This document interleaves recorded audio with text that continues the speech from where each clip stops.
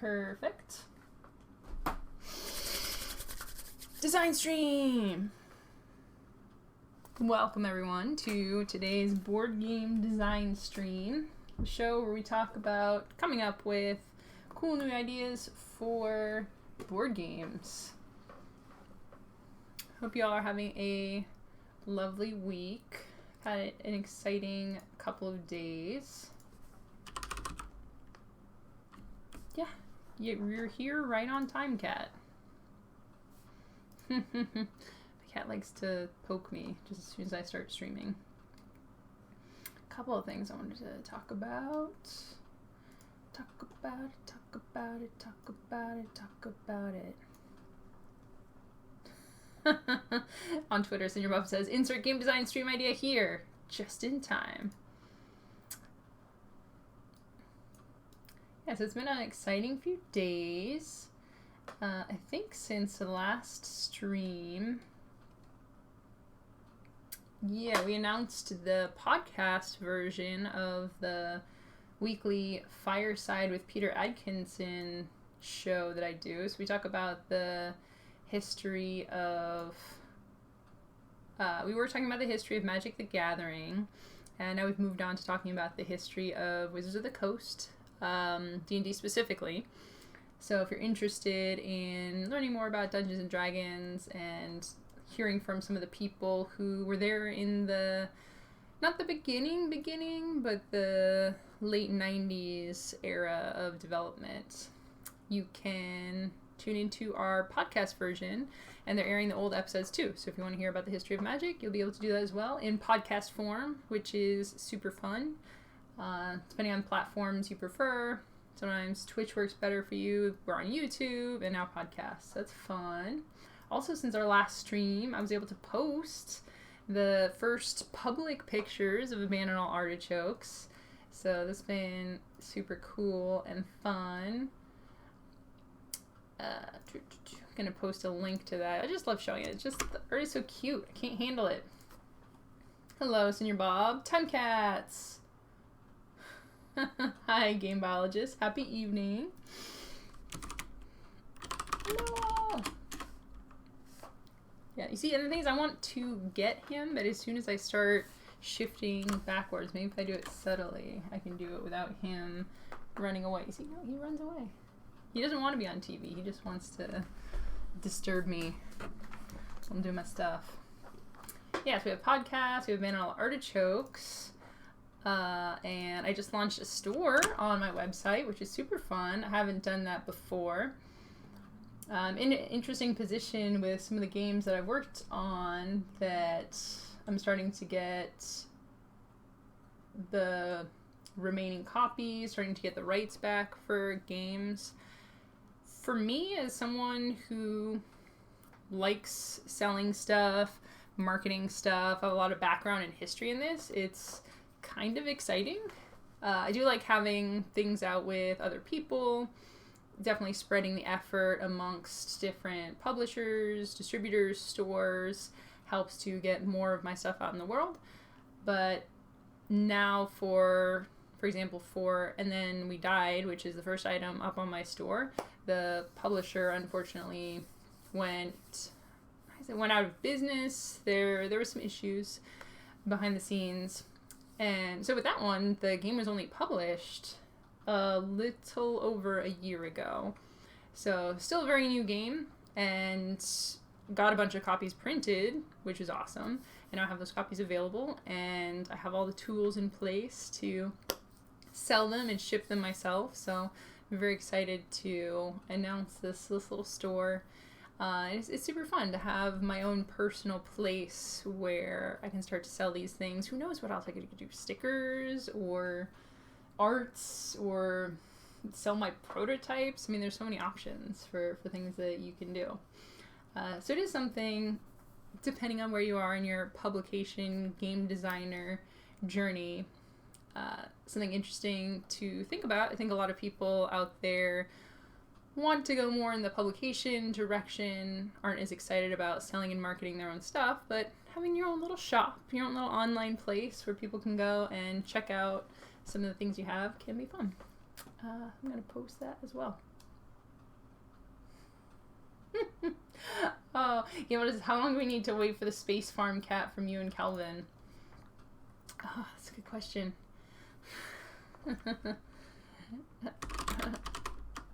Our people... My people are talking to their people.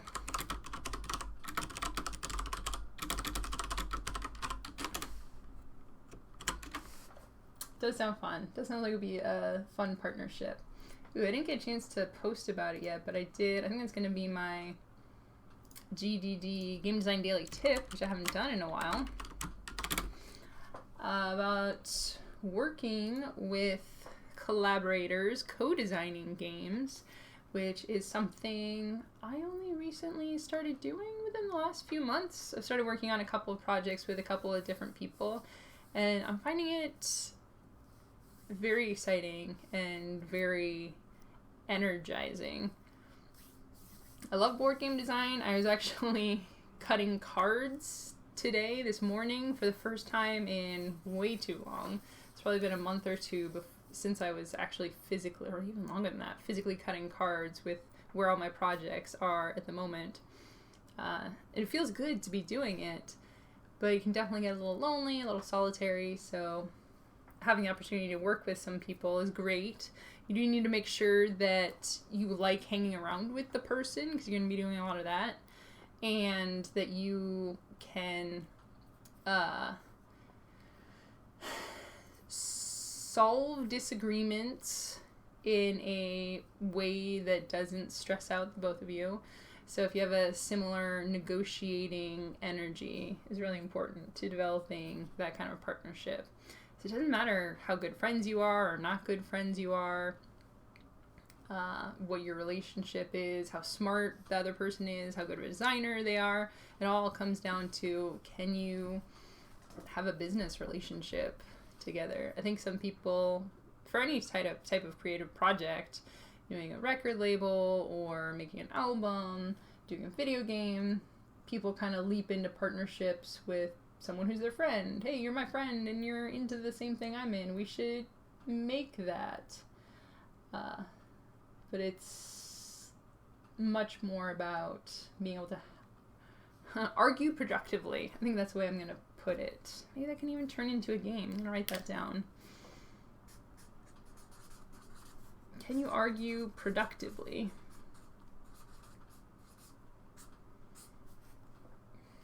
It's the same in any sort of partnership. I'm not going to say relationship, because you can definitely be friends with people who you don't have a good arguing repertoire with. But if you're going to be in a partnership, in a romantic relationship or in a business relationship, something where you have to work together to create something, being able to talk to each other in a way where you don't want to rip each other's heads off is really important. Cool. So, games. Oh yeah, there was one more thing that I want to mention before we hop right in. Elizabeth Hargrave on Twitter has this great hashtag called #BoardGameIdeas. And I love what she's doing with this hashtag for specifically giving ideas out into the world, no strings attached. If you want to make a game based on this, go ahead and do it. I think it's very much what we're doing on the show here, and why it's fun and exciting and welcoming for people is not just about me coming up with ideas to make games off of, because, spoiler alert, I haven't actually finished any of the game ideas that we've come up with on the stream. I have so many things in my backlog that I'm trying to work through. You can never work on as many games as you think you're going to be able to. So I'm never going to work through all the ideas we come up with on the stream. If somebody came up to me and said, hey, I watched that thing and I made a game based off of it, I hope that's okay, I would freak out in a good way. I would be so excited, because all these ideas we come up with, I want to play these games. I don't have time to make them all, but any of these ideas that we've had, I think, would make for a fabulous game. And I would love to play those prototypes and eventually play the published versions of them as well. Zero says, so when you're doing a creative project with someone and they have an idea that they really like, but you aren't keen on it, how do you deal with that? I I would say the same way that I deal with when I'm working on a project by myself and I have an idea that I really like is testing, and I like that that's the grand arbiter. It's a great thing to have as a tool for when you're negotiating with someone, because sometimes you're just going back and forth, your ideas are flowing, but Cindy Bob, like you mentioned, you get hung up on something or stuck on something. One person really wants adventure cards, for example, or one person really wants to have a combat element to the game, whatever it is. Prototype it, because usually it's going to be one person wants to add something to a game and someone doesn't want to, wants to keep it simpler, or someone wants to remove something from the game, the other person doesn't, or you're working on the economy and you have two different ways that it's going to work. Prototyping both, honestly, can be really great for game design to have those multiple ideas. So you can make the thing, put it in front of people. Again, follow good play testing procedures and practices, because you're not trying to influence them one way or another, but you should very clearly see. Sometimes you don't even have to play test it with other people. Yeah, you're a cat. Sometimes it's enough just to play test it between the two of you or the three of you or however many people are on your team. Just what I really see people getting hung up on with these kind of team activities is thinking about it and talking about it and trying to explain why their idea is the best. I do this too. It's such a bad idea because you're never going to get anywhere with that. So what I've really focused on is like, test it. Okay, we're going to make it. We're going to take your idea. We're going to make it. If we can test it between ourselves right now, we can usually see very quickly whether something works or not. If we test it between ourselves and we still don't have a solid answer, take it to the weekly design group or whatever, get it in with one or two other people. So yeah, it's really the same with anything you're trying to add to your own games, anything you're trying to add to a group project. It's very rare that it won't be pretty obvious during testing whether something's going to work or something isn't. It is possible that you kind of end up making two games.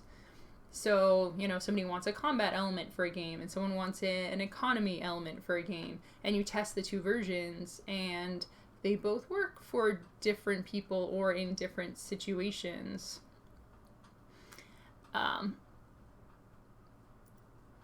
In that case, you have to decide which game you're going to work on. Like, if you do really objectively look at the options and say, well, this is working if the game becomes this sort of a game, and this is working if the game becomes this sort of a game. Hopefully, ideally, you can say, and again, this is rare. Most of the time, there's going to be a right answer. Same with ideas I have for a game. There's a right answer and a wrong answer. But if there's two viable options, directions the game could go in, then you can choose between you which is the better option. Or, you might find out that you just can't agree. If after testing you have two viable options and you can't both agree on one, then that's a sign that the partnership isn't necessarily going to work out. Maybe it's just for this game. Maybe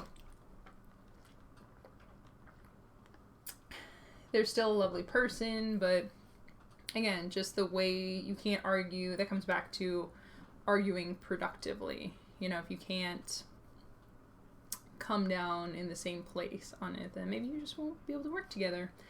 And there's definitely a give and take. If you do really value the partnership, you might decide that somebody is very passionate and excited about the game going in a particular direction, and you think it's a good direction for the game, not when you would push it in. You can decide, hey, this person really cares about and is excited about this. They're not wrong. Obviously, if someone is really wrapped up in something working a particular way and you've tested it and you have the evidence there for why it's not really working the way they think it is, then that's not going to be a good partnership, right? I think that's the basis of any good partnership, at least that I would participate in, is that we base things on testing, base things on evidence, and get reasons to move forward in a particular direction, other than just feelings. That was a very long-winded answer, but something that I'm excited about. I'm excited to see just partnerships in general, more cool designers partnering to make cool things, because I think the crossovers, when you get a couple of smart minds working on something, you can come up with some really interesting and unique stuff. Pistols at Dawn, says Game Biologist. Senior Bob asks, what if it is just an aesthetic idea? Honestly, it really depends what your goal is for the game. If you're going, and that's just something me and Mike, co-designer, talking about, what do we want the suits to be? Do we do the shapes, the colors? I'm caring about color blindness and making sure the colors work with that. So we have those things going on, and we're like, wait, okay, this is going to be published by someone else. We ultimately don't need to make most of these decisions. So if you're seeking outside publication for the game, a lot of time the publisher will make those decisions, so you won't have to worry about it. Otherwise, aesthetics again, because it can be a little bit more subjective and not as objective. It can be a little difficult to make those subjective decisions. And then if you get a third-party artist involved and you're all trying to make decisions and agree on things, I definitely know people who work in co-ops with multiple designers and multiple people on the team, and those questions can get a little dicey. In that case, you just kind of have to decide who cares more. Again, if you both care the most about those aesthetic decisions, and you really can't come to agreement about it, then probably not going to work out as a partnership. But if if you agree on everything, that's great. If one of you can step back and say, hey, I'm going to give over these reins, I'm going to trust you to make the product look the best that it can. A lot of it comes down to trust. If you can't trust the other person to make something look not necessarily the way you want it to look, but to develop the best product. I think that's really what it comes down, for me at least, designing games. I want to design games that will be sold, that will make someone happy, that will be a thing that can sit on their shelf that they really appreciate. So I would need to work with, and it works for publishers too, that's a team effort, and often you're going back and forth with your publisher. You need to find partners who care about the same things that you do. If you care about having if you have a good sense of what makes for a good, attractive product, and that's the thing too, like, you can be passionate about a subject, like the aesthetics of a game, but a lot of people, how do I put this in a good way? A lot of people can be passionate about things, but really not understand the difference between what looks good and what doesn't look good. Honestly, it's like the jokes about having a graphic designer for a startup company, where it was like, the person's like, oh, have you thought about cornflower blue? The engineer, the CEO, who just who's not the expert about it. And that can be a good reason too, to bring in the publisher or the artist or the graphic designer who is the expert in that field, and then you can give off that part of it. I've been talking to people, indie designers interested in making their own games, about graphic design and what makes for good graphic design. They're like, oh, what do you think about the art here? I'm like, it just looks kind of homebrewed. And they say, how do I make it not look homebrewed? My response is, I don't know. I'm not a professional graphic designer. People spend years and years of their life developing these skills. So for things like that, you can definitely get professionals who are skilled in certain things to answer some of those questions. Game Biologist says, your Bob, I mean, there's an outside chance you won't have to worry about disagreements again afterwards. Just like this game I played last night called The King is Dead, which is an awesome role-playing game. It's on Kickstarter a couple of years ago. If you get a chance, definitely check it out because it was lots of fun. I'm going to write down pistols at dawn while drinking my tea and trying to open my marker. That's not going to work. I'm just going to sip my tea first.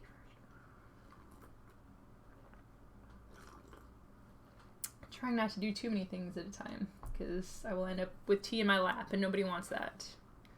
So it's very uncomfortable. Pistols at dawn. Pistols.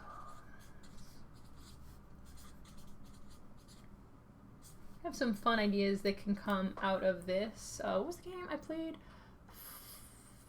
Flash Duel, which I think took some elements from On Guard. So On Guard is the fencing game. On Guard, fencing, Flash Duel.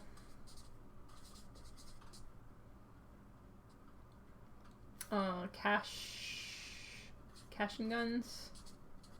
Cash Guns something. I think it's Cash and Guns. We're talking about shooting or shootout, pistols, duel sort of thing. It's definitely a fun mechanic. 2-player or multiplayer thing that you can do. Easy, yeah. Yeah. You can just sit there and enjoy yourself instead of poking me. Now nonchalant, like you haven't been poking me this whole time. Yeah, you're fine. You can entertain yourself. Yeah, doing great.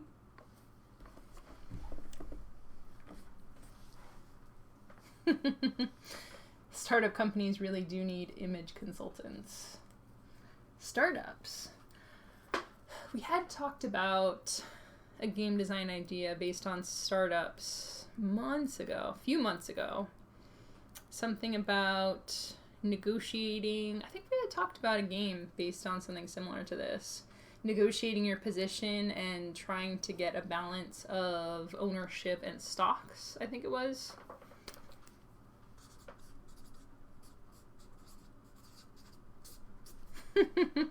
Also, this is where we're talking about it. We can make a metagame, right? We're talking about all of this from a perspective of, this is the best way to work as a board game designer. But instead, we could be talking about creative project negotiation game.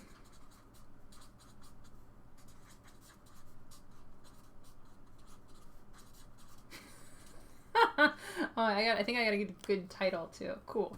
Got a couple of interesting directions to go in here as we move on to the brainstorming, mind mapping phase of the design stream. Questions are great though. If you ever have any questions about design practices, publication, pitching games, always happy to answer those on stream. Creative project, my way or the highway. See, like it's a negotiation game, but I'm right, right? I never know how to title to number the game ideas. I like when I was doing game idea the first, but I'll just number it like this.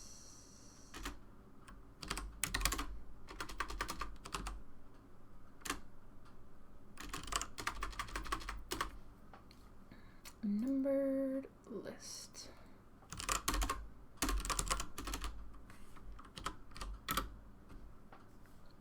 Cool, and they'll kind of stand out like that. Sweet.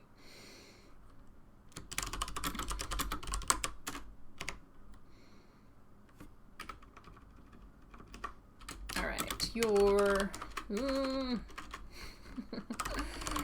You're working on a creative project, board game, video game, album, book, etc., and you have to agree on things. Or it's like a startup business, maybe. Have to agree on things to move the project forward. Maybe it's ultimately ultimately a competitive game. So if you never agree, the game falls apart and no one wins. But you need to get more of your own way to win the game. There's shared victory options. It's like Fog of Love, right? You might have one winner, two winners, or no winners, I believe. Email says, puts me in mind of the old trope of the challenger picks the time, place, and the challenged picks the weapons. And then the challenged picks something weird like rhyming couplets.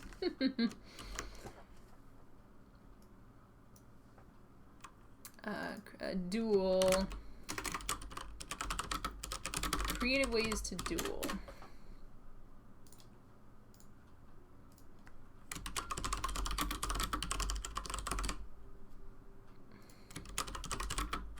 Second game idea.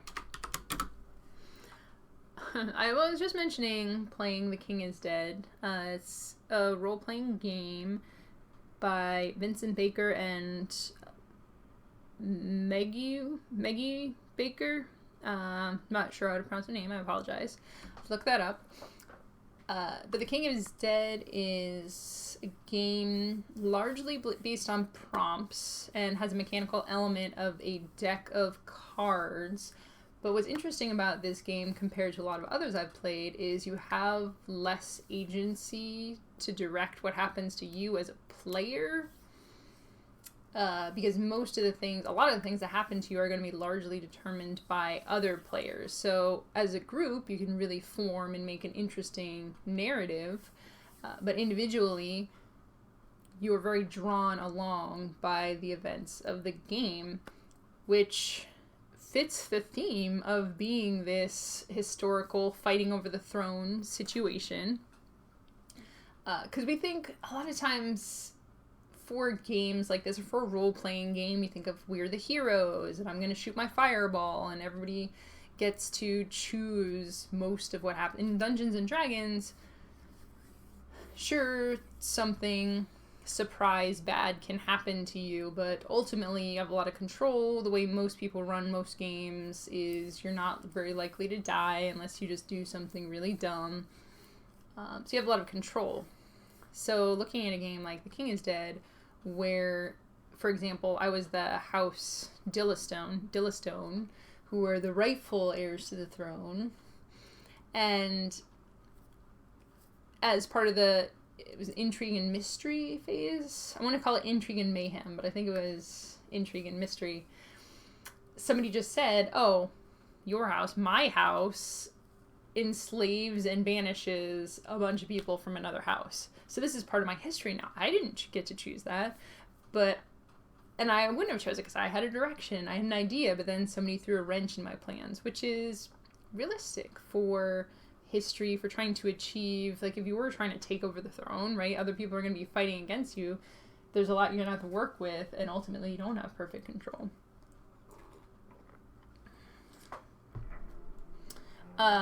Yeah, so what Game Biologist was saying about people going back and forth and picking things is actually a mechanic in The King is Dead, where I would pick what the question was that you would have to answer, and you would pick how you're going to answer it, so together we could make something very rich and interesting.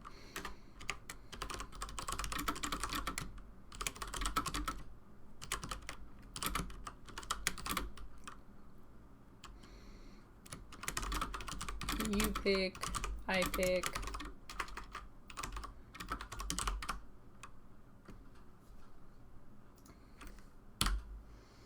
So it becomes an interesting thing mechanically if you have different abilities or different resources, have a hand of cards, for example, and I might pick a thing like assess the cards in my hand. We're not deciding yet what these things are, but choose one of the options that is favorable to me. Or if, like, I might look at the cards in my hand or guess at the cards that are in your hand and choose an option that's less favorable to you, and then based on what I do, you can choose a thing trying to predict what my response to it. So there's a little bit of back and forth there, which makes for very compelling gameplay. Cards I think you have, I choose a thing, then you respond with a subcategory or counter response. Then I get to respond again. So the more layers you put in there of anticipating what the other person can choose, what they have. Games like this definitely benefit from some public information. You know, I might know which weapons you have to choose from, some private information, secret weapons, secret techniques that I picked up.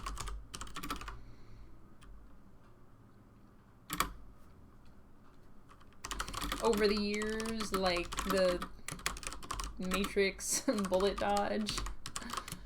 You put some fun humor and stuff. And we're thinking kind of like thematically Pistols at Dawn. There's a lot of different things you could play around with there as well. This is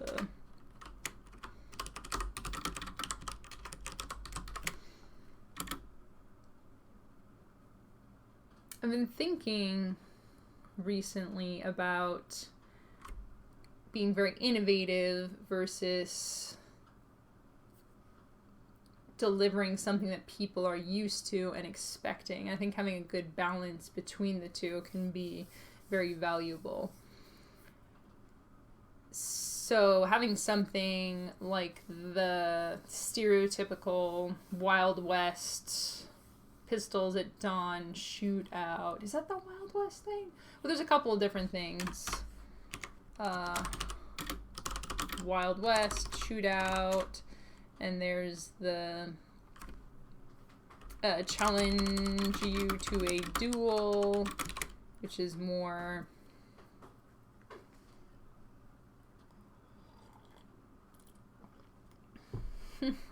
Victorian, say more noble society.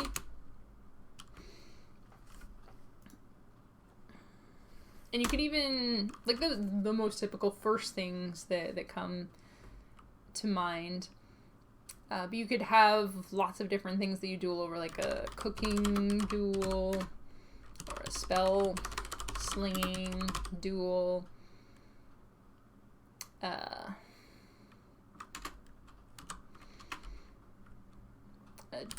dog show duel, mushroom gathering duel. Bring it back to mushroom gathering. Gotta make one of those mushrooms games these days.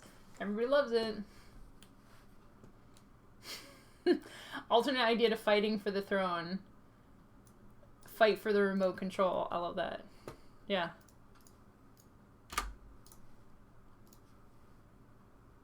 Something fun like that. And this is why a brainstorm list, or not necessarily going with your first idea, can be a great way to come up with some more unique ideas or put a spin on something more traditional. I've heard designers say before that once you have, like, your first few ideas are going to be surface level, so you're going to be just getting the stuff that's most easily comes to mind. that's more normal. Like, you're probably picking this up from something you've seen or heard. And then once you start to dig a little bit deeper, you get weird half ideas that are maybe too out there, and you go a little deeper than that to like 8th, 9th, 10th idea, and that's when you start to get to things that are a good balance of known and unknown quantities. Kimona says, do you have the option of making a choice and then having your second actually take part in the duel for you? Yeah. Having multiple characters can make it very interesting.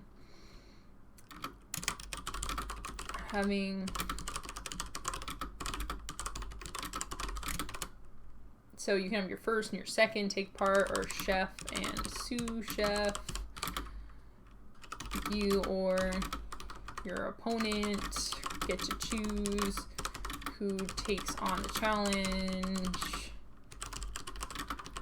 Different people can have different strengths and weaknesses. It's a fancy gentleman thing whose honor has been offended.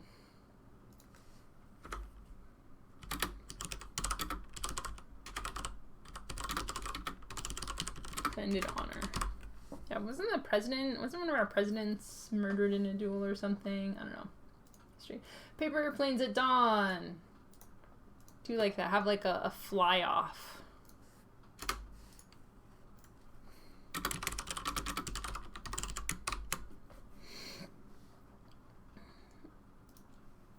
A space race. I'm going to challenge you to a space race. Even less, duels are a very serious thing. Could be fun to juxtapose that with a much more frivolous theme. Yeah, I agree. I hesitate to... This is why I say this.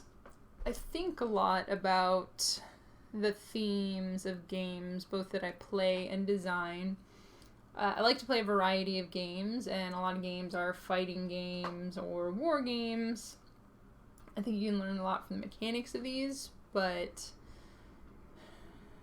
you know, for my personal philosophies of design, I would find it tough to put my name on something that was, like, actually about killing or murder or war. I don't know. I say that now, and...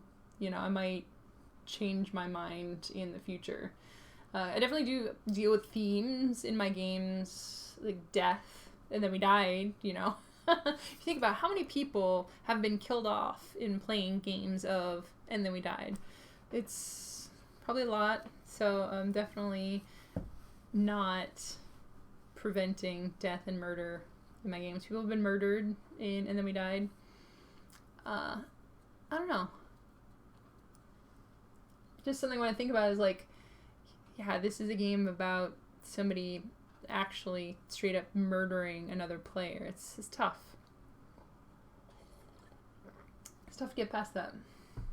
A goat hurling duel? Oh my gosh. Is that a real thing? I feel like that's one of those cultural things. Like goat yoga or goat carrying. Like goat carrying capacity, or you carry your horse or something. Goat beauty contest.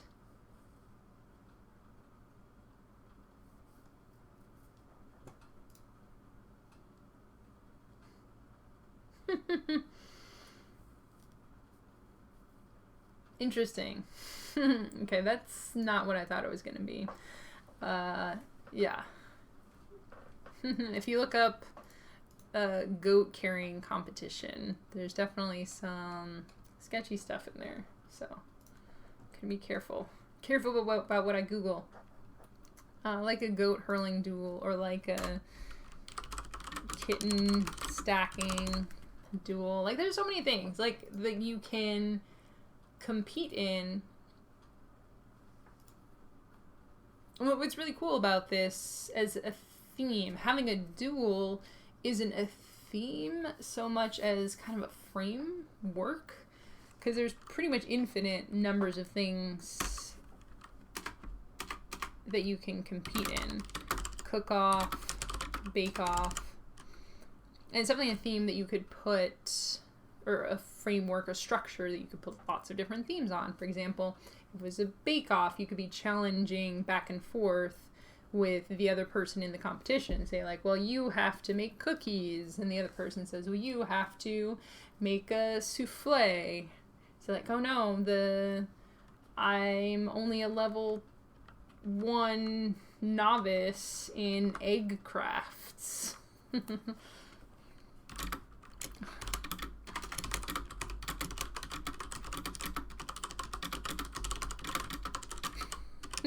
Again, just I never get tired of the kinds of sentences that you end up uttering once you're playing games or designing games. If I design a game in which someone is stressed out because they're only a level 2 novice in egg crafts, my work here is done. I have achieved my goals.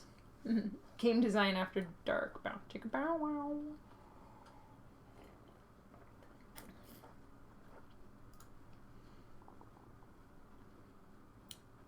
Cool. Yeah, so for that one, I won't say as much that we've come up with a game design idea, but a framework in which many different game designs could work. What do you think? We can focus in on one of these and build out one of our ideas, or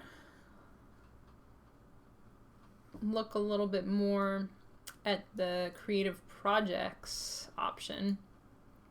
You could even combine these together in an interesting way where you and your partner / rival are issuing each other challenges.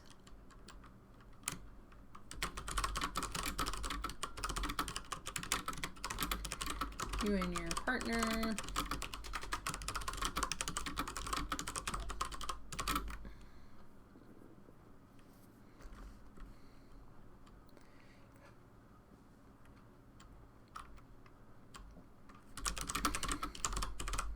or trying to prey on weaknesses.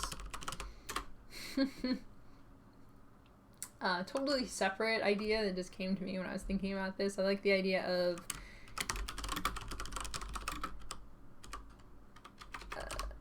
digging in and stonewalling your partner because you're so attached to the one idea. Building more off of that, I like the idea of a little bit of hidden information game. You're trying to argue for all of your ideas, but there's one in particular that you really, really care about.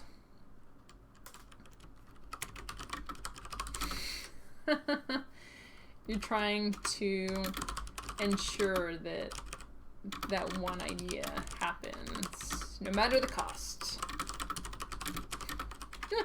And the other person's trying to prevent that.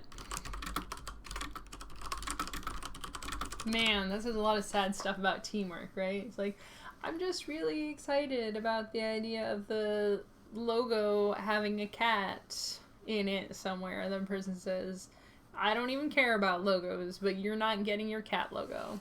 This is like the saddest teamwork ever.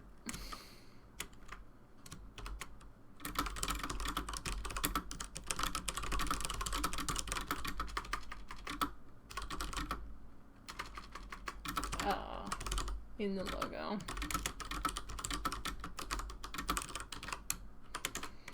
Probably more like strategic negotiations. Not so much about completely stopping someone from getting what they want, but going back and forth. I'll allow the cat logo if you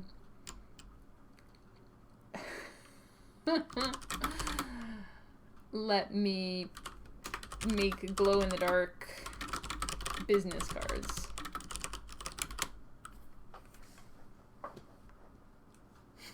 Game biologist says, my version of game design after dark is all about sleep deprivation and many questionable choices that make a lot less sense in the morning. Yeah, like, oh man.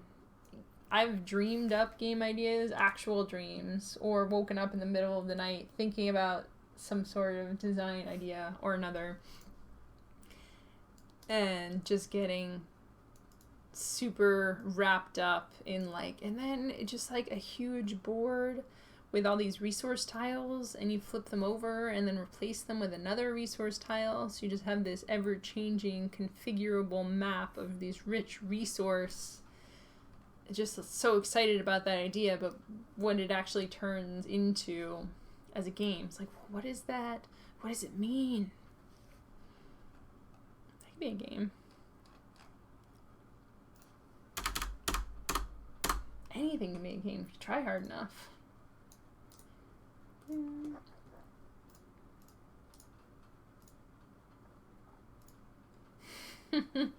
Throwing a bunch of random bits together and seeing what falls out. Game design. Behold, it is a game.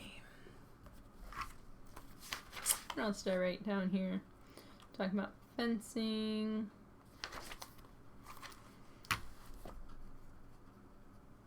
I could discuss more.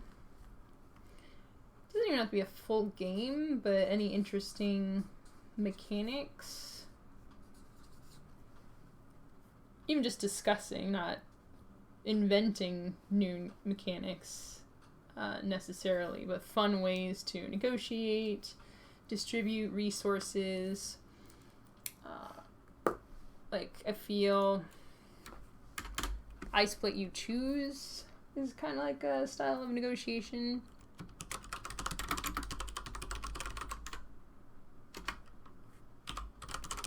Mechanics.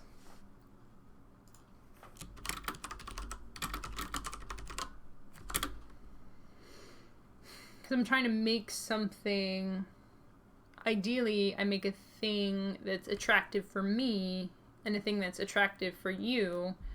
But the thing that's attractive for me is either so bad that you don't want it, or the thing for you is so good so you leave me to have the stuff that I want for myself.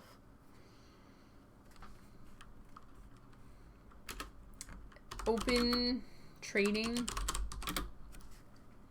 I think, is one of the tougher types of straight negotiation. The traditional Settlers of Catan, I'll give you 3 sheep for 2 wood. Whew, excuse me, getting sleepy. I need to play that game again, or at least look up so I can make an in-joke about what is specifically the correct number to reference there. Like, what is the resource value breakdown for Settlers of Catan? Or you just look up.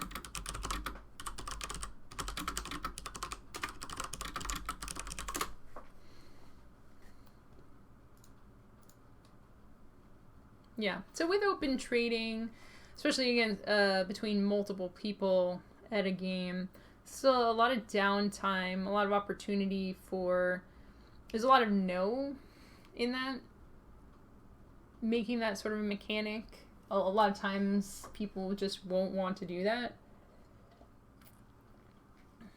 You know, if they go through multiple games where no one does any trading, because if you're offering to make the trade, unless it's the perfect thing for me, unless I was literally going to try and make that trade next turn, it's almost always going to be better for you than it is for me as the person who initiated the trade. So that'd be interesting. Open trading, but the person who initiates the trade has to put up something of value has to pay to go to the trading place. Basically an additional cost. So I'm going to find out the best trade for me, but I'm going to have to throw in a little bit extra to make it worthwhile. Another is prescribed, dictated trading, often with a market, so there's actual market spaces where you put goods, or there are just conversions with the bank. Trade 3 of any good for wheat, for 1 wheat, for example. I guess it's more, we're talking negotiation trading, question mark?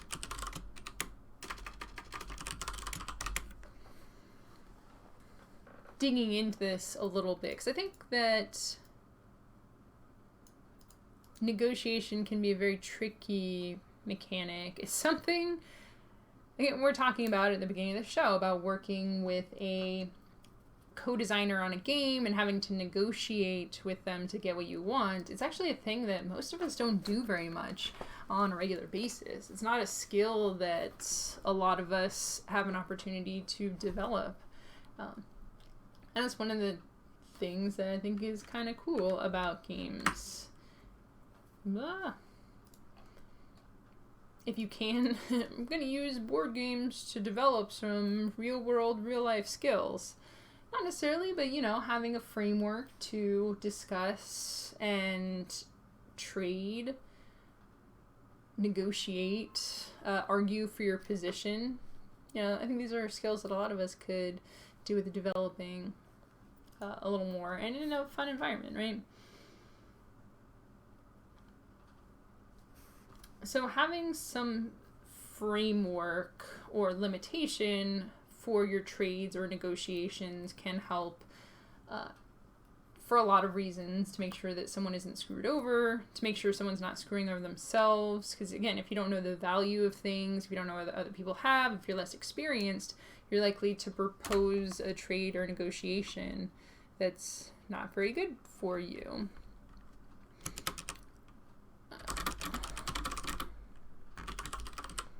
Limits, directs, trades, and negotiations.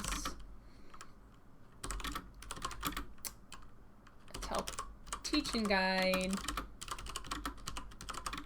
newer players. So there's definitely the game that throws you into the deep end, like Catan, just like, hey, just trade anything, anytime.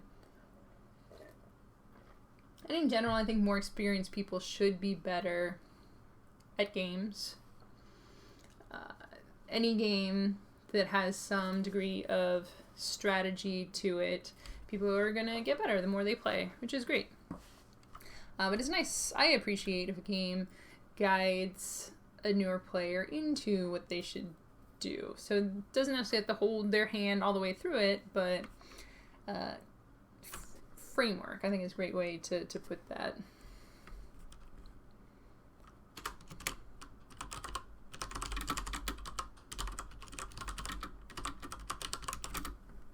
And there's different ways that you can do a framework. For example, like a worker placement sort of thing. Makes me think of Tabriz, actually, which is a game by my friend Randy. It hasn't been published yet, but it's a ton of fun, so you should look forward to that one. You go to different locations to initiate different types of negotiation, trade.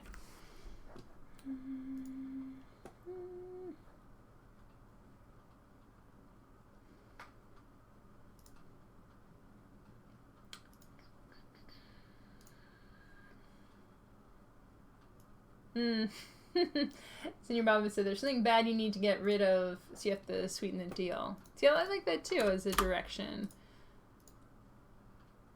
A lot of times It's something, everything you want, nothing is actively bad for you, so the more of anything you get, the better, but having some things be good for you and some things be bad for you,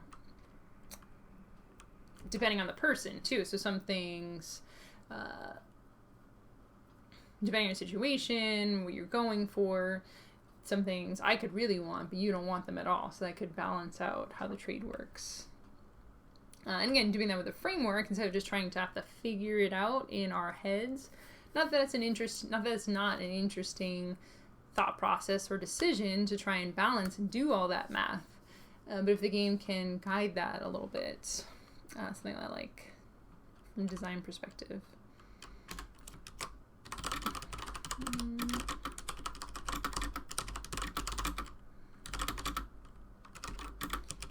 As the game progresses,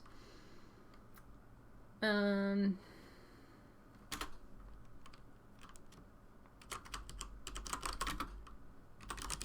locations, different resources you can trade. To read also has each round. When you go to a space, you'll remove things. Each round, you're going to be adding things. So the different locations have different values over time, which is kind of nice. These things evolve as the game.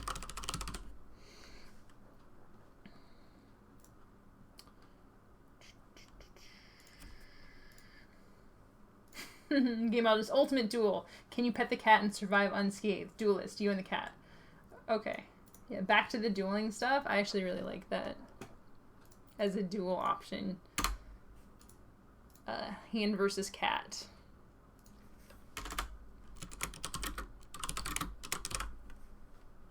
Or cat versus hand. Cat just has a hand full of claw. Insert clause, insert clause, insert clause, insert clause. Per, then insert clause. Just all insert clause.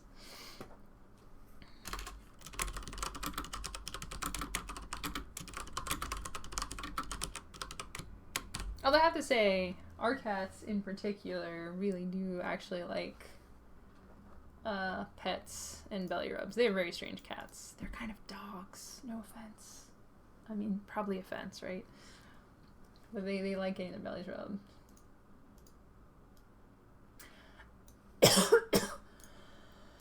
Oh, excuse me. Going back to the trading, some stuff being face up and face down.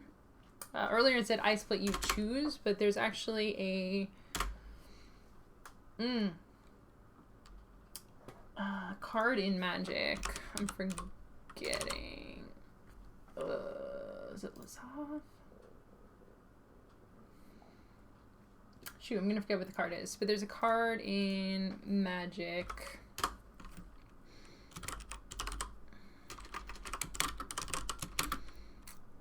I see 3 cards. I put some of them face up, some face down.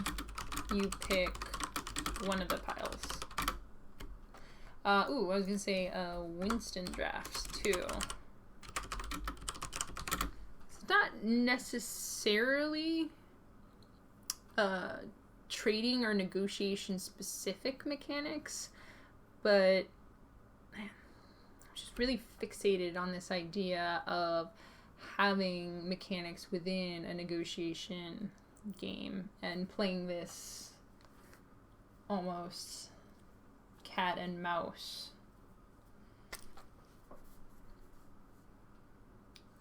thing. Like thinking and talking at the same time is really hard.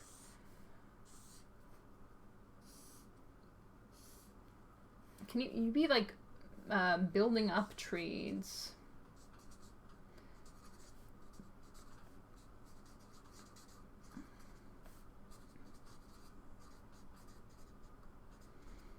Sweetening deals.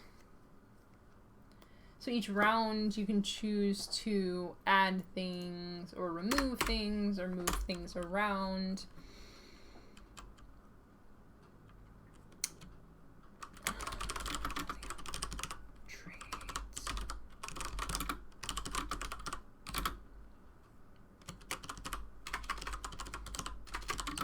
Deals, add resources, cards, remove resources, cards, move them around.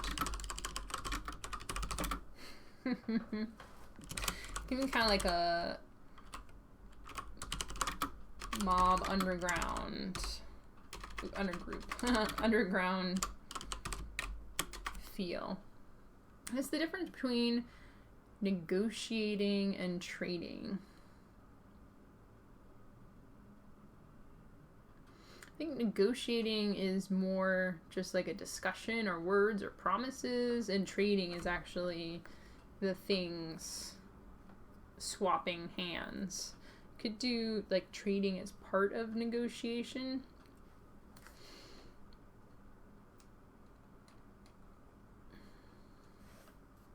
But I like the idea of it building up over time. So you have locations, grids, and here you might put down some face-up cards.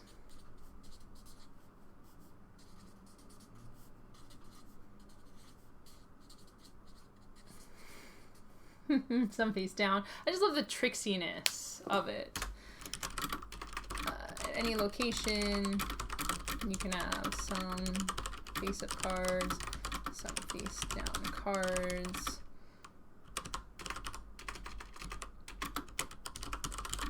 Switching and swapping things to get someone to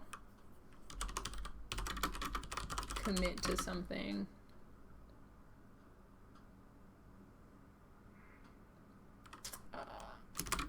Like the tricksiness of it. It has a little bit of the heart catchers vibe to it as well. It's like, oh, I'm piling stuff up over here. This is a really big pile of stuff. You might want to get this before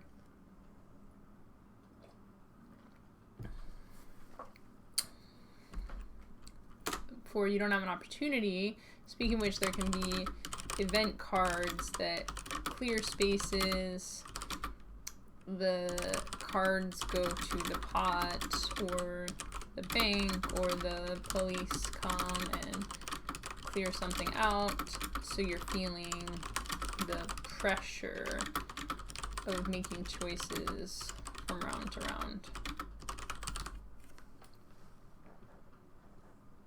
St. Rob says, this might work for a Go Fish variation I was working on a while ago. Sweet. St. Rob's playing board games taught me to be a supervillain. This is an important part of supervillainy. I like the enthusiasm of dogs, but I like the dignity of cats better. Yeah. They're adorable jerks. Dignity as this cat desperately claws me in the elbow for attention and eventually gives up and takes a nap. It's very dignified.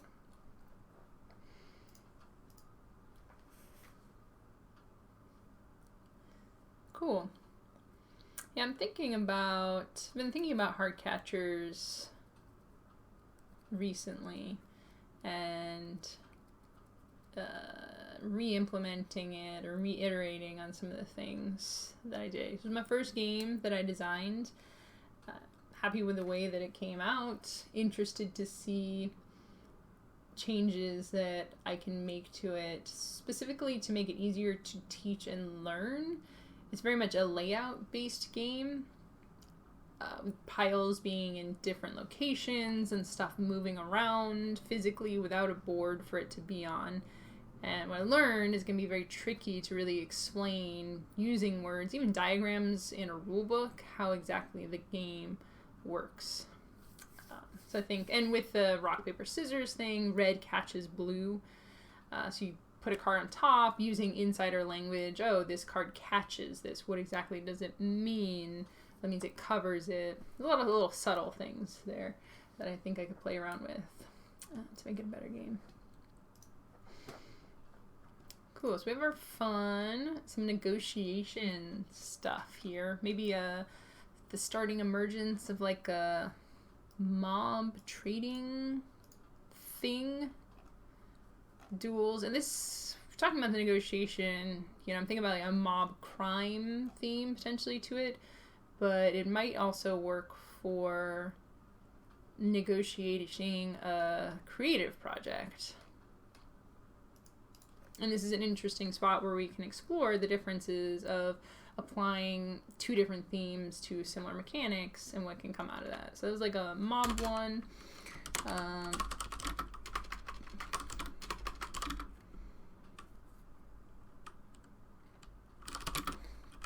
Combining this type of negotiation with a collaborative project theme.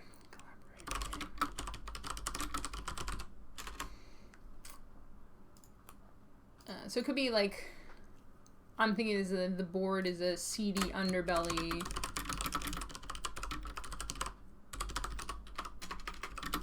With, you know, the car, garage, the shadowy restaurant, the alley, really give it that sort of a vibe. But if it is like a startup creative project thing, do bright colors, negotiate around the conference table, the the Trello board, whiteboard, breaking it apart subtly between a startup project and a creative project. Two would be two different things. Well, that'd be very meta. It's like collaboratively working on a board game. Very meta. Startups, I don't know, might be a better theme. Startups or like a band. Yeah, maybe startups for this example. Online.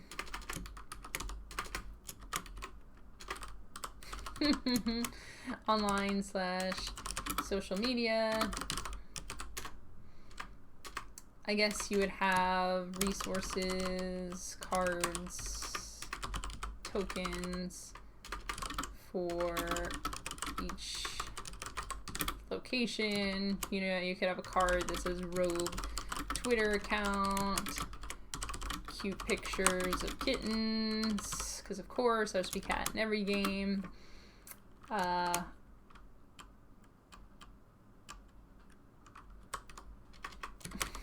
Nobody wants to do social media. Or the person who takes care of social media.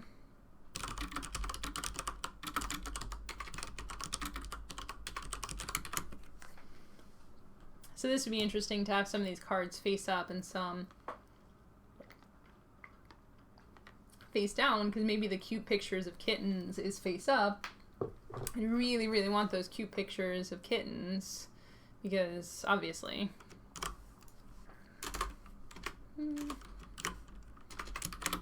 is face up on the social media space. The others are face down. So because I chose to go with the cute pictures of kittens, now we have a rogue Twitter account where a disgruntled employee takes care of our says bad stuff on our Twitter account. It's there forever. And then I have to take care of the social media and clean up after everyone.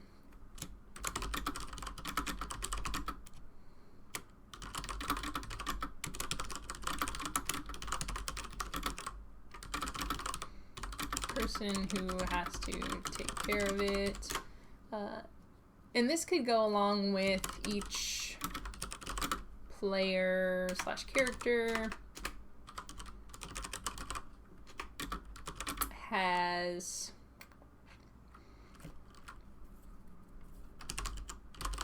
different levels of traits, extrovertedness. I don't really like the introvert-extrovert dichotomy. There's placeholder for now. Extrovertedness, energy, money, time, etc. These move up and down with the cards. And then you have some hidden goals. Cool. So not necessarily a game. I mean, it could be a game about my way or the highway. A game about building a company together. So it could end up being its own game. I also think there's a lot of interesting stuff framework-wise, maybe as a system within a larger game, having this negotiation subsystem.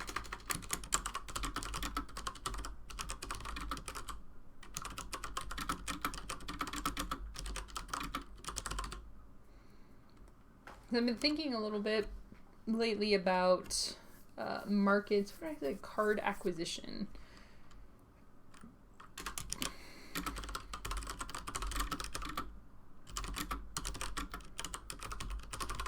Because in this game I was working on today, there was a market, 3 cards in the market, you take one of the markets and you take one of the cards from the market and put it into your deck. Very traditional, straightforward way of card/resource acquisition. And then we started playing around with a method of very simple tweak. Start with 2 cards in the market. First player to go always discards one of the cards and refills up to 3, then takes one of the cards. So even making such a slight change is tricky because it's not what people are used to. So even testing the game, we would trip up a little bit on it. So is it worth having that tension, breaking some of the expectations for ways that people are used to playing games? Because if you do go with their expectations, you can make it easier to teach and learn the game, so on and so forth. But by having the part where you discard the card and having to refill up the market, you have this interesting space where now you're caring about, okay, I might want one of those cards. Which one do I want more? I want to discard the other one. Also, my opponents might really want one of these cards. If I'm not going to take something, like I might take something that comes out, I should maybe get rid of the thing that they want the most. So all of a sudden, you have to care about what everyone wants, what you want. Balancing those two. Is it better to get a thing that's mediocre for me? Is it better to discard a thing that's really good for you? And making a subtle change can make a much more interesting acquisition. Obviously, you don't want to have too many things fighting against your expectations at the same time, because if you have this new card acquisition and you have a lot of other things going on at the same time, it can just become overwhelming and confusing. But having this system of, face up, face down cards, a little back and forth between players, can add an interesting twist.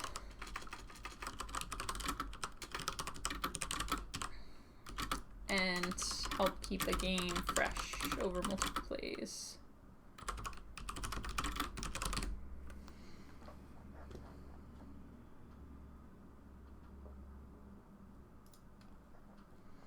Cool. Some fun stuff there. You want to keep doing that or talk about some new stuff? I don't know. What do you think? What do you think, chat? Just a heads up, probably not going to go all the way until 6 today. I have a podcast I'm doing later tonight. I got to do some preparation for that. Also, I think I've been talking a lot today. My voice is feeling a little rough, so I want to give it a little bit of a break. Not finishing yet, but I want to give you a heads up for setting expectations for how long today's stream is going to be. So probably go for about 20-ish, 25 more minutes. So it seems like a good amount of time for just a wild and crazy brainstorm or like a fun project, fun idea. If someone has something that they want to riff off of, we can play around with that. You think and talk about my space botany game more today. Days have been really productive. JV and I were working on the game. We were also started playing around with mind mapping tools on mobile phones. Mind map. This is okay. I'm having a thought here. Mind map. Mind map the board game. Yes, genius. Why did I never think about this before?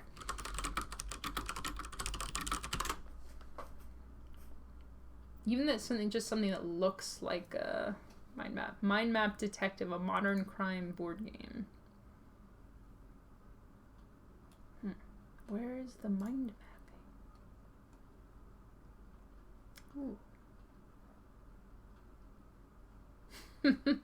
Mind mapping games provide a fun and easy way for project managers to ... I don't know if I want to dig down into that wormhole.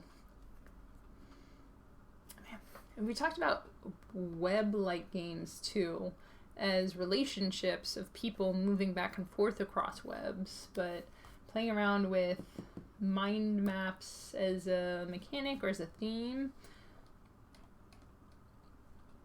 that sounds fun. I want to dig into that a little bit and play around with that a bit. Let's see where we can go with that.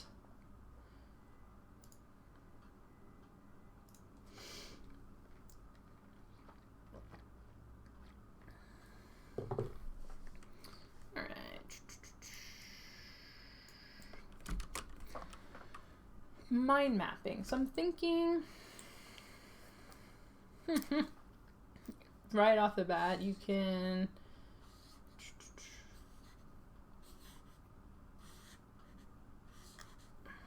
get points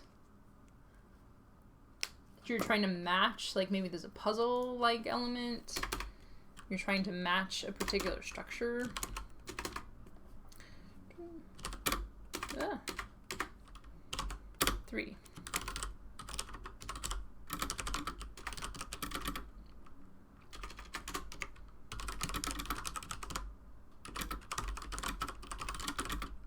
You're trying to match a predetermined structure. It could be one of these new crop of cooperative games. Cooperative limited communication games.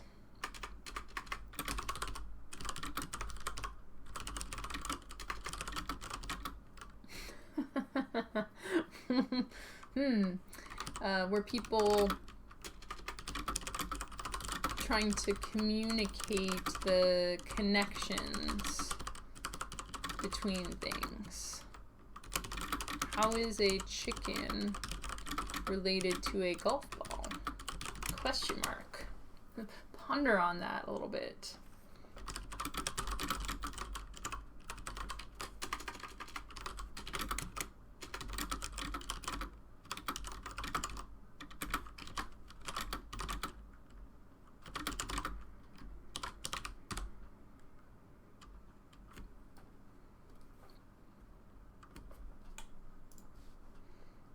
Ponder it. Break out the Ricola. Ricola! I know, I've got some throat soothers here I gotta find. St. Rob says, I'm imagining a game where you plot out different centers of the brain, like the dinosaur toy fight center. The whole section of my brain dedicated to dinosaurs fighting each other. Rah.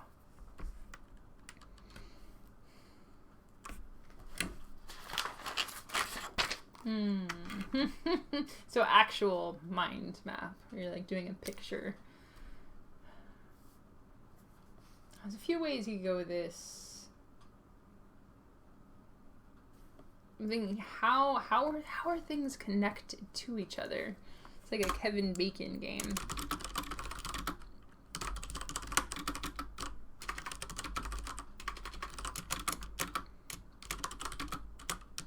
Degrees of separation.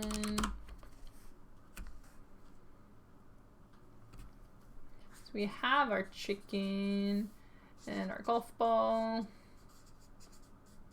And maybe I, as the guesser, know that those are the two items, but I don't know how many degrees they're separated by.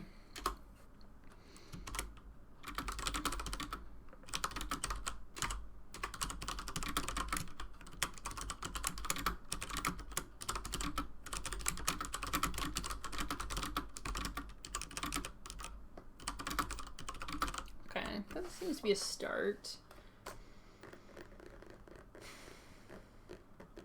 Maybe it's a two teams thing. Or, shoot, like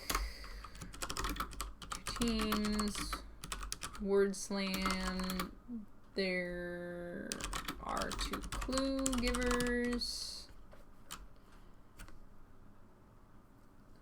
Yeah, trying to put into words exactly what I'm thinking here. So chicken is connected to golf ball, but there's a number of degrees of separation here. So, man, I don't even know how.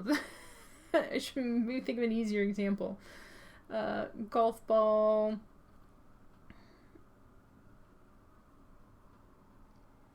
is connected to. You can just do one. You know, it could be egg. Golf ball is kind of like an egg because it's small and round. Chicken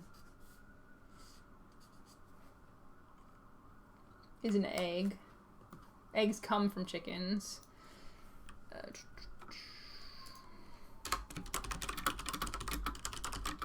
Goal is to figure out when you've found the connecting clue.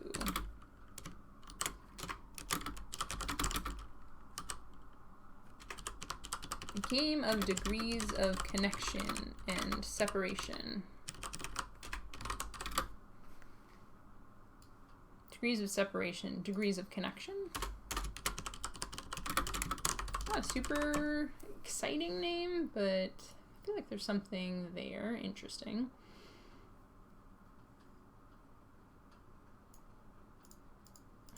Maybe you start from both sides and you go back and forth guessing the two things. I mean, you might need to find something easier than chicken and golf ball. Now, here, this is what we're gonna do. Gonna go pizza, breadsticks, eat breadsticks with pizza, loaf of bread,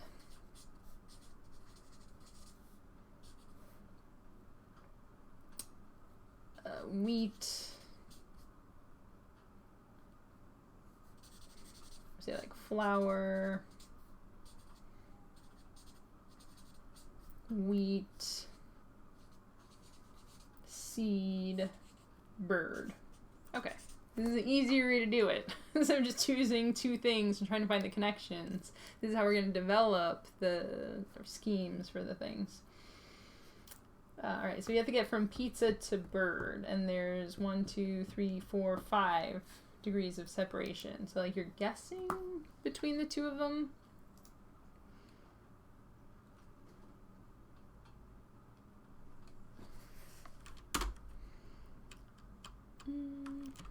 Yeah, I'm gonna write down this example. Yeah. So things are connected is our thesis that we're working from here. I'm gonna go from breadstick to flour. And then go to wheat, seed, bird. Okay. The goal of the game, you have two things that seem on the surface to be completely unrelated. They are separated by a known, discrete number of things. Maybe you know the number? Maybe you get clues. Some little clue guessing, giving party game here. That's what I'm starting to think about.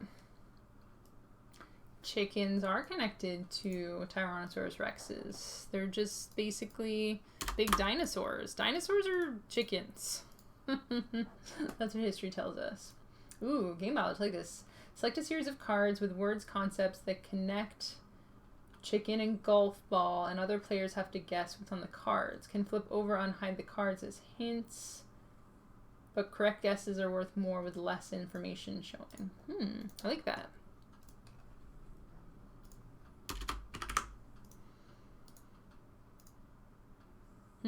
So you have a pool of cards.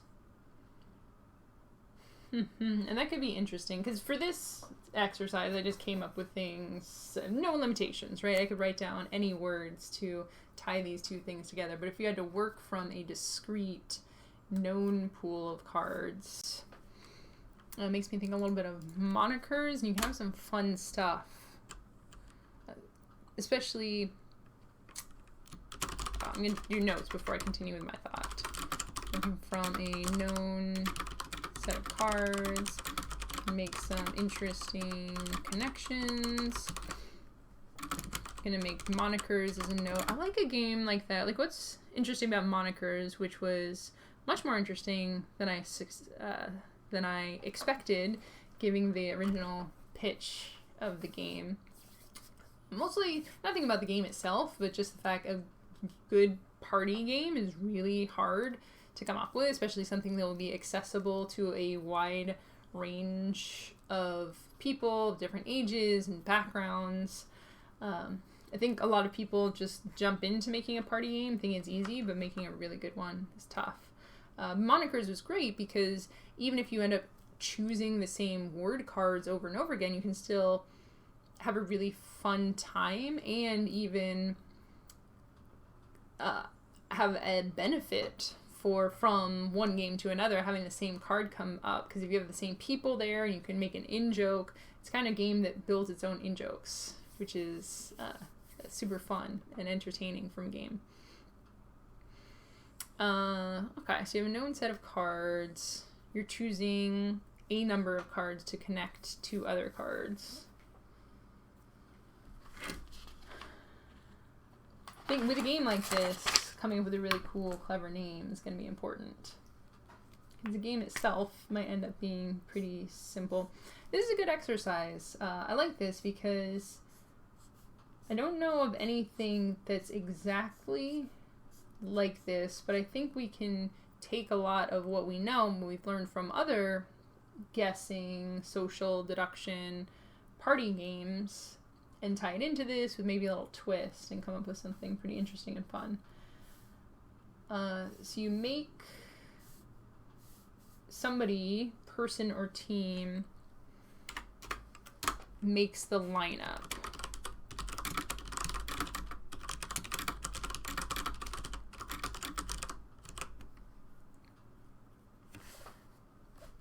And how many did we have there? 1, 2, 3, 4, 5, 6. Man, the other thing about making a really good party game is often it will come down to the questions or content, and writing content for this sort of a game is a lot harder than you might think. Pizza Bird.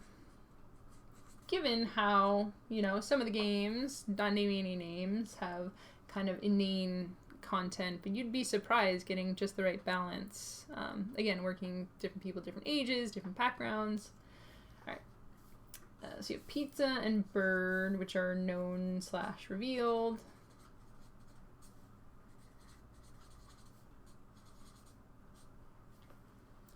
And now what?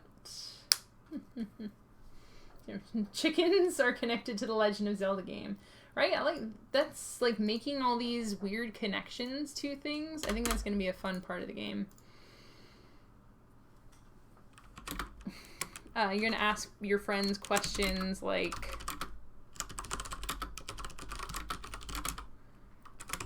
how did you think those were connected?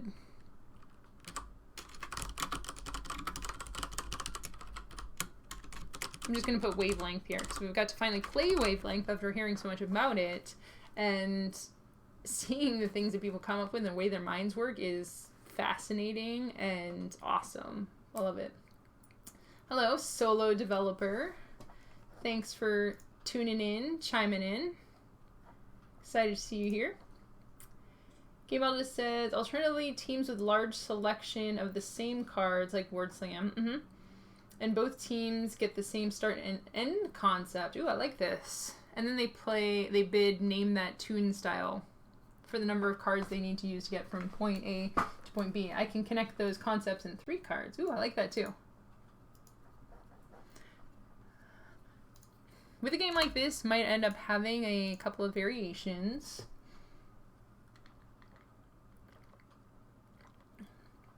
Or at the very least, a couple of different, really strong directions to start with and build the game concepts up from. Yeah, for Word Slam, for those of you who might not have seen or played it, one person is the clue giver, and they have a Scrabble-style tray facing them. Then they have piles of, I think, nouns, adjectives, verbs, different words.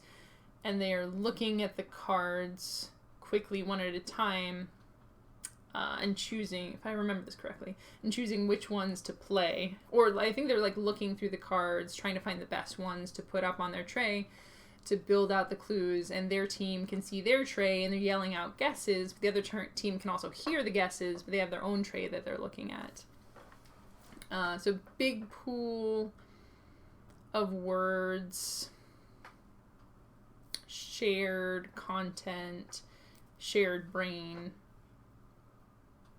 Seems like maybe 2 phases to this game. Because there's definitely a loophole here. Like, you'll need a guessing element to it. So I'm seeing, just riffing here off some of the ideas, 2 teams.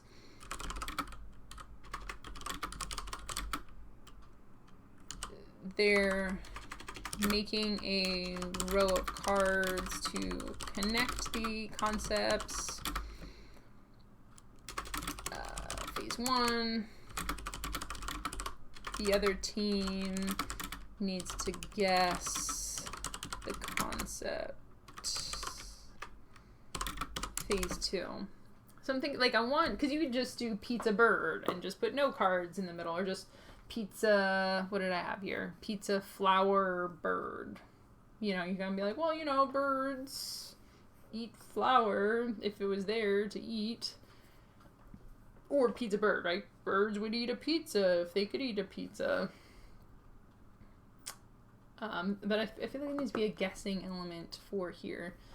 And that's where it comes into how do we make a cool, new, unique guessing idea, or maybe that could be a whole game itself, right? Just the new card concept guessing mechanic.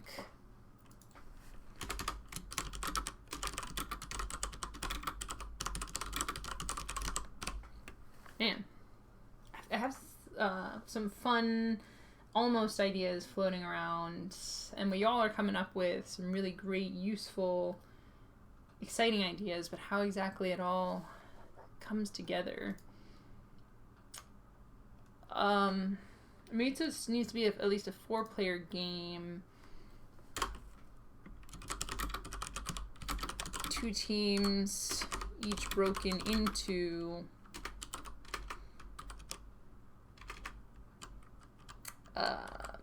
mind map makers. Mind map's not the right word here. I'm just using it as a placeholder. And mind map guessers. You need to make a connection list that your partner can guess at.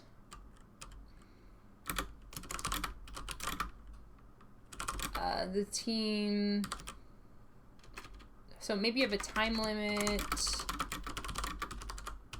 to make the list of items, then the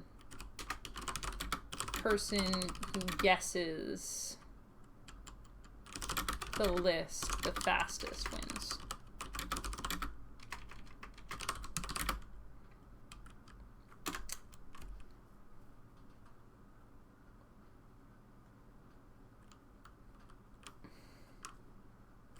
Okay, I've got a lot of different potential directions for this to go in. So say it was pizza and bird, and then you would have someone just guessing, okay, pizza, what do pizza make you think of? Pepperoni, cheese, sauce. Yeah, that bread would probably be a bad one for that. Where'd I go? I went from breadstick to flour. Yeah, breadstick would be hard. You see, I'm already doing bad at my own game. So maybe this one is crust.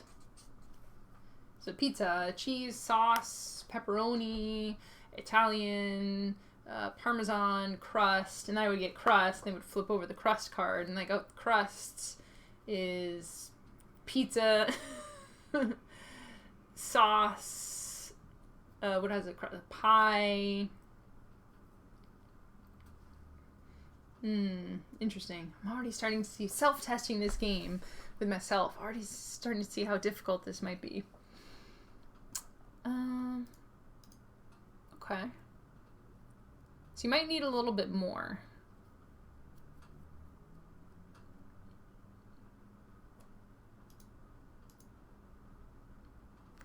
Maybe you have some extra cards you can play from hand for another clue. Maybe you can give a word or a sound or a motion as a clue. I kind of like the cleanness of having it just so that you put the things down and they're just, people are spouting things out and trying to guess how your mind works in connecting these things.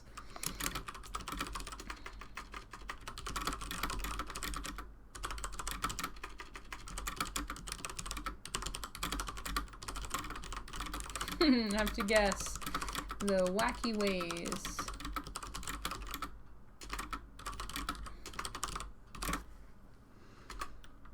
Okay.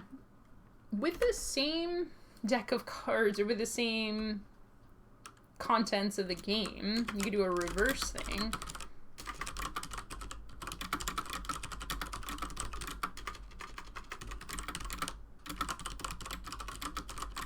Where people are drawing cards until they find something to add to the mind map.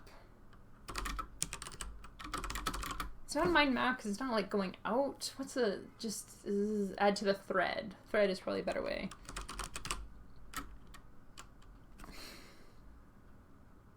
I don't know what the goal of that would be. But it seems fun. It's like pizza, and then I'm drawing cards. I draw airplane.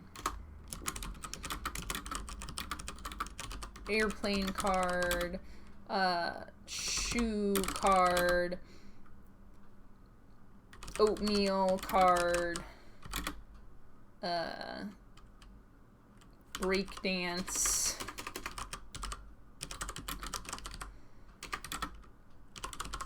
Eventually, someone slams down a card. Maybe you're trying to empty your hand. Follow the thread game.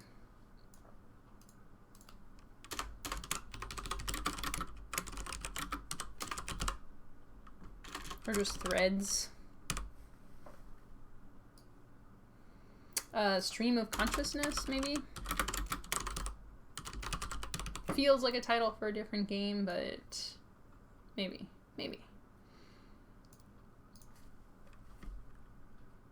Empty your card. Empty your hand. Then there needs to be some limitation.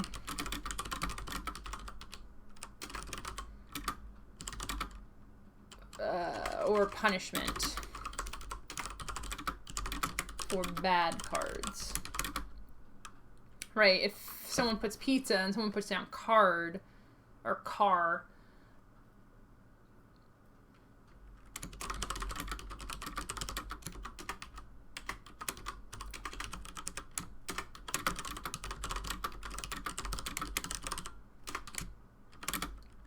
So in this situation, maybe the cards actually have a way that they are connected, and they have different colors and symbols. So you have an actual oracle text for the cards. It's not just, oh, we have to argue about, well, the pizza is kind of like a car because they both have parts of them. The wheels are like a round pepperoni. I don't think that's necessarily the game that I want to make here.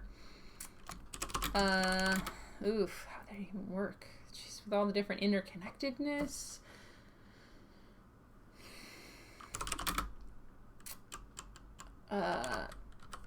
Symbols or colors that tie them to every other card.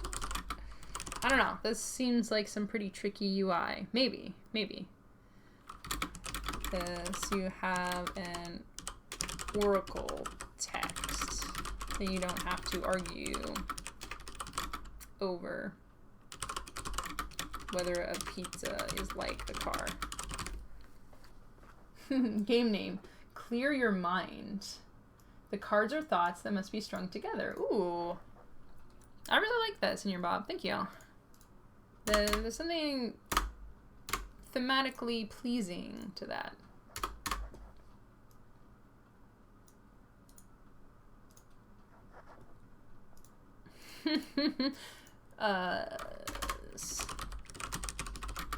Thematically pleasing, you could go in some really weird directions.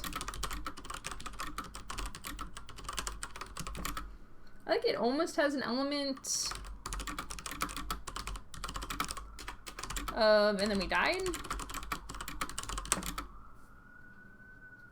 Again, I don't know the win condition or what the goal is.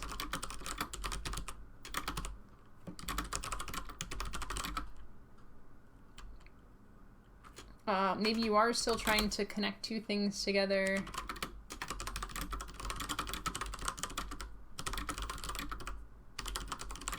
In the fewest cards, so it's kind of puzzly.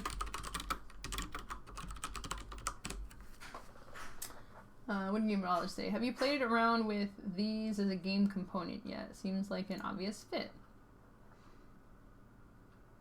Ooh, dry erase blank cards.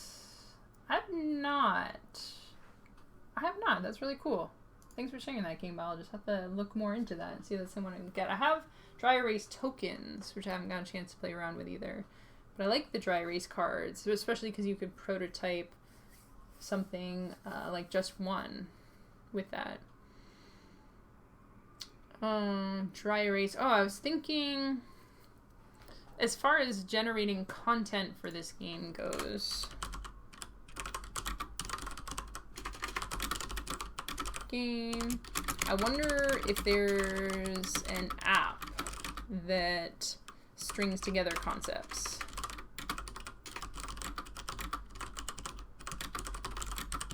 Through degrees of separation, like a Google DeepMind text parser thing. Because it was a little hard for me to come up with this one example. I think playing around with something like that could be an inspiration for this game.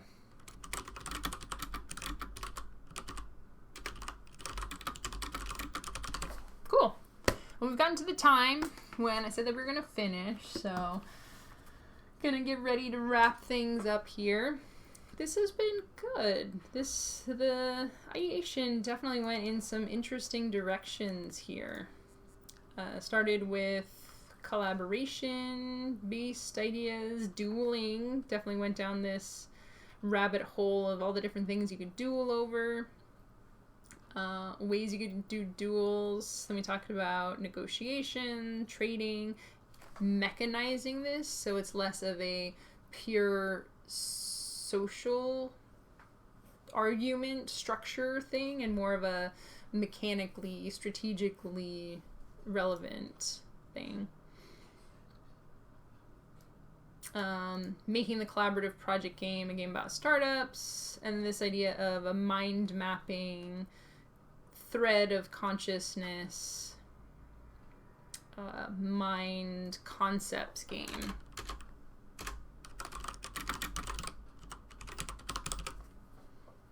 Yeah, mind mapping, actual conceptual thing, weird connections between words and concepts.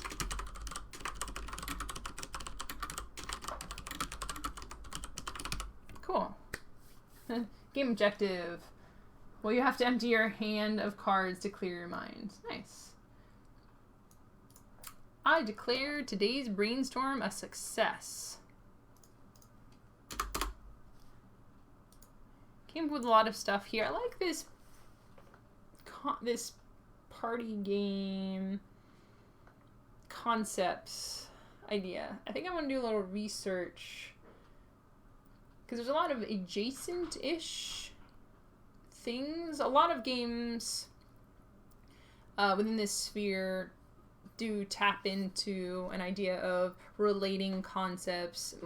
Most of the games where you're coming up with stuff is just one. You are conceptually trying to come up with and write down ideas. So it's not a card-based game where you're digging through existing concepts, for one where you're writing concepts down. Or snake oil. There's a customer you're trying to sell to, you're trying to pair your cards, make logical connections that way. Say, games in which you make logical... What are other games in which you make logical connections? Just one, snake oil, wavelength, I can say monikers, charades, word slam. So there's a lot of games within this sphere. It's definitely a little bit of a crowded market, but Just One is very successful, and I think did some very unique and innovative stuff in the space. So I think there's still room within the sphere to develop. I also think it's a much bigger market than some of the more longer hobbyist games. A party game is the sort of thing that you can play with people who are less into games.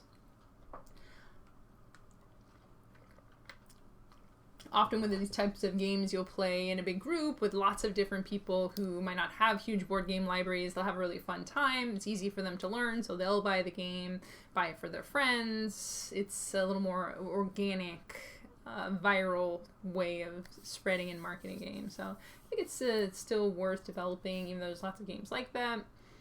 The trick to this concept in particular would be coming up with something unique and fun that's different from what already exists. 3 out of 4 stars. Would watch again. Why don't I get 4 stars? Well, what? Now I need a feedback form. See how I can earn that 4th star. Alright, thank you so much for joining me today. I hope you are enjoying this game design stream. I'm here every Tuesday at 4 p.m. PST, coming up with board game concepts, drawing out some sketches, having ideas. Again, these ideas are not mine to have and to hold. If anything here you find inspiring, you get excited and want to run with an idea, definitely do that. I'm never going to be able to get to all these ideas, and I want to play these games because I think they sound really cool. So I'm always excited to hear what you're working on, what you're thinking. If you have any questions about design or the industry, you can hit me up here or on Twitter at @EmmaLarkins. Don't forget to follow the channel. You can also subscribe, especially if you have Amazon Prime. You can subscribe for free, so it's a benefit that you get for that. You should definitely be taking advantage of. With that, I'm going to sign off. I'm also here on Thursdays playing some Magic if you just want to hang out and chat there. Happy to chat with people. Always enjoy having you here. Think with me, work with me, come up with cool ideas together. Thank you so much. I'll be back again in a couple of days. Until then, have fun designing.